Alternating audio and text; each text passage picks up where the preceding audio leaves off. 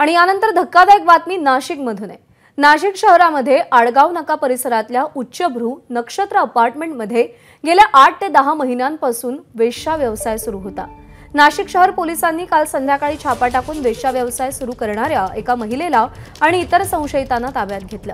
गेल्या 8 ते 10 महिन्यांपासून भर वस्तीत सर्रास वेश्या व्यवसाय सुरू असल्यामुळे स्थानिक नागरिक देखील सावटाखाली होते आणि अखेर पोलिसांनी कारवाई केल्यानंतर स्थानिक नागरिकांनी सुटकेचा निश्वास सोडलाय।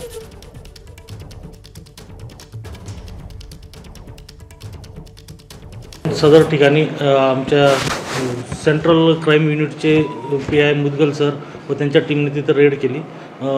रेडमध्ये त्यांना तिथे कुंटणखाना चालू असल्याबाबत दिसले, त्याप्रमाणे त्यांनी त्यांच्यावर कारवाई केलेली आहे। सदर प्रकारात कुंटणखाना चालक, एक महिला व एक आरोपी असे ताब्यात घेण्यात आलेले आहेत आणि यात अजून कोणी इन्व्हॉल्व आहे का याबद्दल पुढील तपास सुरू आहे। ABP माझा, उघडा डोळे बघा।